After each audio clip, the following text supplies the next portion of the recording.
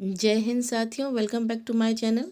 आज के मुख्य समाचारों में यूपी टीईटी और एई भर्ती की परीक्षा एक ही दिन, भर्ती फंसी परीक्षार्थियों की बीत रही उम्र, नवनियुक्त शिक्षकों से शपथ पत्र लेकर होगा वेतन का भुगतान, एक सप्ताह में निस्तारित होंगी चतुर्श्रेणी कर्मियों की मांगें, अब कल जारी होगी 6000 ओबीसी एससी अभ्यर्थियों की सूची, बीमा किया है तो कंपनी को देना होगा क्लेम, 12वीं के बाद सही राह चुनने में मदद करेगा करियर माह, परिषदीय विद्यालयों में हैप्पीनेस पाठ्यक्रम लागू करने की तैयारी, कक्षा 1 से पढ़ाएंगे संस्कृत, प्रशिक्षित किए जा रहे हैं शिक्षक। अब इन सभी समाचारों को डिटेल में देखते हैं। नवनियुक्त शिक्षकों से शपथ पत्र लेकर होगा वेतन का भुगतान। प्रयागराज 69,000 सहायक अध्यापक भर्ती में तीसरी काउंसलिंग में नियुक्त पाए शिक्षकों को अब वेतन के लिए और अधिक इंतजार नहीं करना पड़ेगा। शैक्षिक अभिलेखों के सत्यापन न होने के कारण इन शिक्षकों का वेतन भुगतान नहीं हो पा रहा था, लेकिन अब जिला बेसिक शिक्षा अधिकारी ने सभी बीईओ को निर्देशित किया है कि स्नातक व बीएड के शैक्षिक अभिलेखों का सत्यापन कराने के लिए पत्राचार करें। उससे पहले वेतन आहरण के लिए नवनियुक्त शिक्षकों से निर्धारित प्रारूप पर शपथ पत्र ले लें, ताकि उनके वेतन भुगतान की प्रक्रिया शुरू की जा सके। पूर्व में हाईस्कूल और इंटरमीडिएट के अभिलेखों के सत्यापन के संदर्भ में भी इस तरह की प्रक्रिया अपनाई गई थी। शपथ पत्र लेकर वेतन भुगतान की प्रक्रिया पूरी करने का निर्देश शासन स्तर से प्राप्त हुआ था। यूपी टीईटी और एई भर्ती की परीक्षा एक ही दिन, अभ्यर्थियों ने किसी एक परीक्षा को टालने की मांग। प्रयागराज उत्तर प्रदेश शिक्षक पात्रता परीक्षा 2021 और सम्मिलित राज्य अभियंत्रण सेवा सामान्य चयन विशेष चयन परीक्षा 2021 की तिथि टकरा गई है। दोनों ही परीक्षाएं 23 जनवरी को प्रस्तावित हैं। बड़ी संख्या में अभ्यर्थियों ने दोनों परीक्षाओं के लिए आवेदन किए हैं। अभ्यर्थी मांग कर रहे हैं कि दोनों में से कोई एक परीक्षा टाली जाए, ताकि अभ्यर्थियों को दोनों परीक्षाओं में शामिल होने का मौका मिल सके। सम्मिलित राज्य अभियंत्रण सेवा सामान्य चयन विशेष चयन परीक्षा 2021 के तहत सहायक अभियंता एई के 281 पदों पर भर्ती के लिए 93,045 अभ्यर्थियों ने आवेदन किए हैं। यह परीक्षा 23 जनवरी को 2 पालियों में सुबह 9 से 11:30 बजे और अपराह्न 2 से 4:30 बजे तक आयोजित की जाएगी। भर्ती परीक्षा के प्रवेश पत्र भी जारी किए जा चुके हैं। वहीं 23 जनवरी टीईटी भी 2 पालियों में प्रस्तावित है, जिसमें करीब 21 लाख अभ्यर्थियों को शामिल होना है। टीईटी और सम्मिलित राज्य अभियंत्रण सेवा भर्ती की दोनों पालियों की परीक्षा का समय आसपास है। ऐसे में जिन अभ्यर्थियों ने दोनों परीक्षाओं के लिए आवेदन किए हैं, वे अब किसी एक परीक्षा को टालने की मांग कर रहे हैं। भर्ती फंसी परीक्षार्थियों की बीत रही उम्र, अभ्यर्थियों ने नई एपीएस भर्ती शुरू करने के लिए प्रदर्शन कर सौंपा ज्ञापन। 250 का अधियाचन मिलने के बावजूद विज्ञापन अटका। प्रयागराज अपर निजी सचिव की नई भर्ती के लिए अभ्यर्थी 8 साल से इंतजार कर रहे हैं। उत्तर प्रदेश लोक सेवा आयोग को 3 साल पहले एपीएस के 250 पदों का अधियाचन मिल चुका है, लेकिन आयोग विज्ञापन जारी नहीं कर रहा है। इस भर्ती के इंतजार में तमाम अभ्यर्थियों की परीक्षा में शामिल होने के लिए निर्धारित अधिकतम आयु सीमा भी पूरी हो चुकी है। सोमवार को अभ्यर्थियों ने इस मसले पर आयोग में प्रदर्शन किया और ज्ञापन सौंपा। आयोग ने एपीएस भर्ती का पिछला विज्ञापन वर्ष 2013 में जारी किया था। इस भर्ती के तहत 2 चरणों की परीक्षा करा के रिजल्ट भी जारी कर दिया। तीसरे एवं अंतिम चरण की कंप्यूटर ज्ञान परीक्षा होनी थी, लेकिन इससे पहले ही परीक्षा प्रणाली को लेकर विवाद हो गया और आयोग ने एपीएस भर्ती परीक्षा 2013 निरस्त कर दी। अब यह परीक्षा दोबारा होनी है और इसमें वही अभ्यर्थी शामिल होंगे जिन्होंने वर्ष 2013 में आवेदन किए थे। हालांकि मामला कोर्ट में है और परीक्षा को लेकर तिथि स्पष्ट नहीं है। एपीएस 2013 की भर्ती में नए अभ्यर्थी शामिल नहीं हो सके और नई भर्ती का 8 साल से पता नहीं।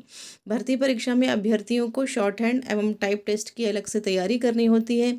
ऐसे में ज़्यादातर अभ्यर्थियों को अन्य परीक्षाओं की तैयारी करने का मौका नहीं मिल पाता। 8 साल से भर्ती का इंतजार कर रहे कई अभ्यर्थियों की परीक्षा में शामिल होने के लिए अधिकतम आयु सीमा पूरी हो चुकी है, तो कई अभ्यर्थियों को आयु सीमा पूरी होने के करीब है। अभ्यर्थियों ने अक्टूबर में आयोग में ज्ञापन दिया था, तब कहा गया था कि दिसंबर में विज्ञापन जारी कर दिया जाएगा, लेकिन अब दिसंबर का महीना भी बीतने वाला है। अभ्यर्थियों ने आयोग में ज्ञापन देकर मांग की है कि एपीएस भर्ती का नया विज्ञापन शीघ्र जारी किया जाए, ताकि समय रहते सभी अभ्यर्थी आवेदन कर सकें। परिषदीय विद्यालयों में हैप्पीनेस पाठ्यक्रम लागू करने की तैयारी। बहराइच परिषदीय विद्यालयों में तनाव मुक्त शिक्षा देने के लिए अनुभूति यानी हैप्पीनेस पाठ्यचर्या लागू की जाएगी। योगी सरकार ने दिल्ली की तर्ज पर प्रदेश के बेसिक विद्यालयों में भी इसे लागू करने की कवायद शुरू कर दी है।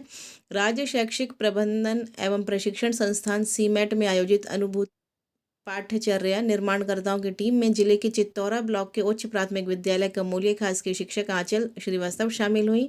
6 दिवसीय कार्यशाला से लौटे शिक्षक आंचल ने बताया कि अप्रैल 2022 से इस पाठ्यक्रम को लागू करने के लिए विभाग तैयारियों को अंतिम रूप दे रहा है। उन्होंने कहा, यह पाठ्यक्रम बच्चों में जीवन मूल्यों की समझ को अभ्यास के माध्यम से बढ़ाएगा। उन्हें जिम्मेदारी, भागीदारी एवं ईमानदारी का पाठ भी सिखाएगा। हैप्पीनेस कार्यक्रम के विशेषज्ञ श्रवण कुमार शुक्ल ने बताया कि social emotion and ethical learning के नाम से यह पाठ्यक्रम अधिकांश देशों में प्रारंभ हो चुका है।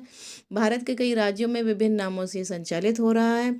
उत्तर प्रदेश के परिवेश के मुताबिक इसे अनुभूति हैप्पीनेस नाम से पाठ्यक्रम के विकास में सरकार प्रयत्नशील है। इसके तहत विद्यार्थियों को प्रकृति, समाज और देश के प्रति और ज़्यादा संवेदनशील बनाने के लिए लागू किया जाएगा। पाठ्यक्रम के प्रदेश प्रभारी सौरभ मालवीय ने बताया कि पाठ्यक्रम को प्रदेश की भौगोलिक और सांस्कृतिक स्थितियों को ध्यान में रखकर तैयार किया जा रहा है।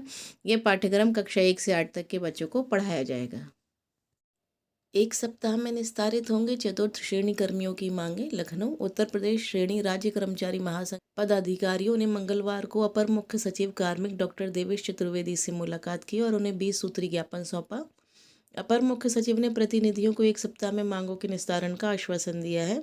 महासंघ के अध्यक्ष रामराज दुबे ने बताया कि चतुर्थ श्रेणी कर्मियों की भर्ती शुरू करने के संबंध में अपर मुख्य सचिव ने कहा है कि मांग को परीक्षण के लिए वित्त विभाग को भेजा जाएगा, जबकि वेतन विसंगति से संबंधित मामलों को वित्त विभाग को भेज दिया गया है। अपर मुख्य सचिव ने बताया, 1900 ग्रेड पे के लिए वर्ष 2016 में जारी शासन आदेश पर वित्त विभाग के अनुमोदन को शिथिल कर एक सप्ताह में आदेश जारी करने के निर्देश दिए गए हैं।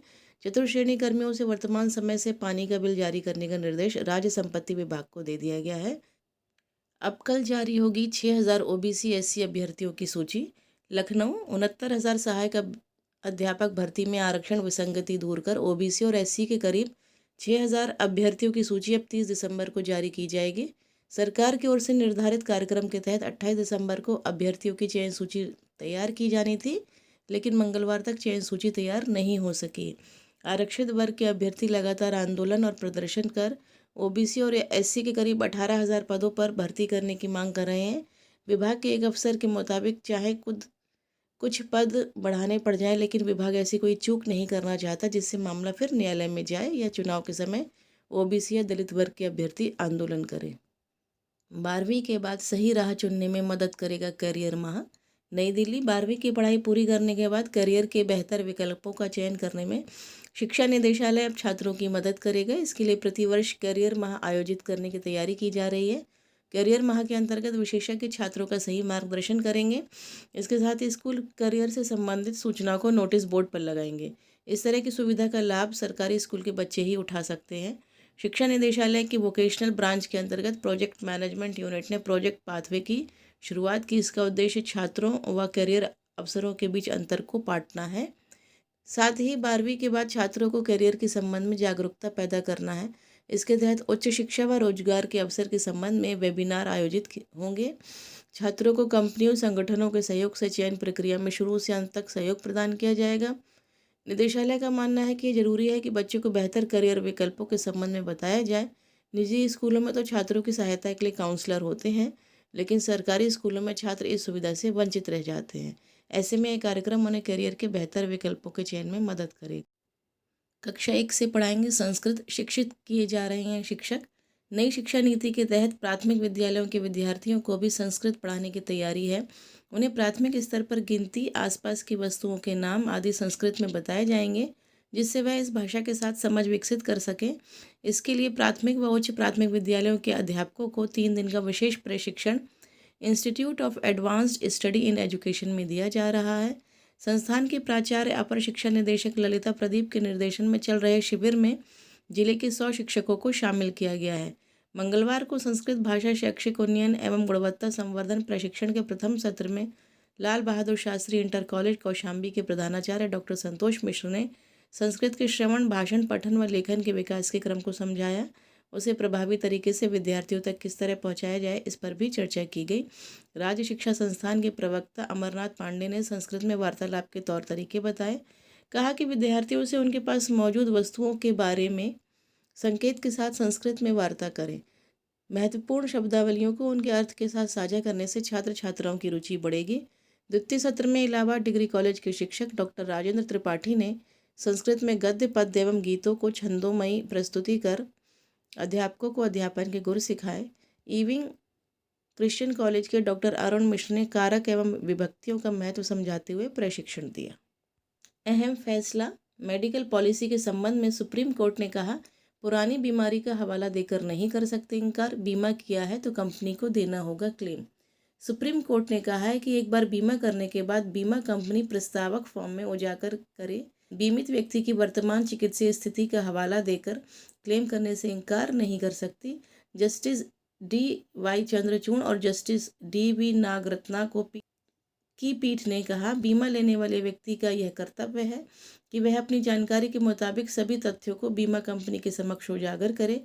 यह माना जाता है कि बीमा लेने वाला व्यक्ति प्रस्तावित बीमे से जुड़े सभी तथ्यों और परिस्थितियों को जानता है।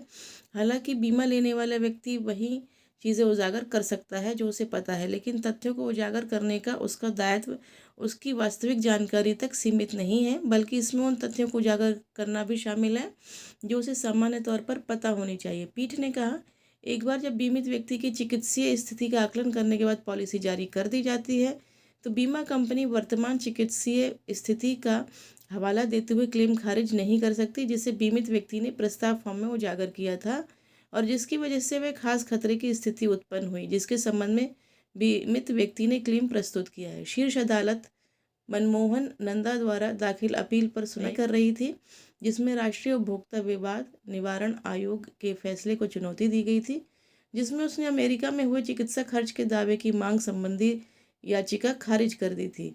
नंदा ने overseas mediclaim business and holiday policy खरीदी थी क्योंकि उनको अमेरिका यात्रा की योजना थी। सैन फ्रांसिस्को एयरपोर्ट पहुंचने पर उन्हें हार्ट अटैक आया और अस्पताल में भर्ती करवाया गया। वहां उनकी एंजियोप्लास्टी की गई और 3 स्टंट डाले गए। बाद में उन्होंने इलाज के खर्च का बीमा कंपनी में क्लेम प्रस्तुत किया, जिसे कंपनी ने ये कहते हुए खारिज कर दिया कि अपीलकर्ता को हाइपरलिपिडेमिया और डायबिटीज़ थी, जिसे बीमा खरीदते समय उजागर नहीं किया गया था। NCDRC का कहना था कि मेडिक्लेम पॉलिसी खरीदते समय ये बात उजागर नहीं की गई थी कि शिकायतकर्ता स्टैटिन दवाएं ले रहा था, लिहाजा उसने अपनी स्वास्थ्य की पूर्ण स्थिति उजागर करने के दायित्व का पालन नहीं किया। जबकि शीर्ष अदालत ने कहा कि यूनाइटेड इंडिया इंश्योरेंस कंपनी द्वारा पॉलिसी को खारिज करना गैरकानूनी था। मेडिक्लेम पॉलिसी खरीदने का मकसद अचानक बीमारी या ऐसी किसी बीमारी से क्षतिपूर्ति हासिल करना है जिसकी कोई संभावना नहीं है और जो विदेश में भी हो सकती है। पीठ ने कहा, अगर बीमित व्यक्ति ऐसी किसी बीमारी का शिकार बनता है जो स्पष्ट रूप से पॉलिसी से बाहर नहीं है तो वह बीमा कंपनी का दायित्व है कि वह अपीलकर्ता को हुए खर्चों की क्षतिपूर्ति करे।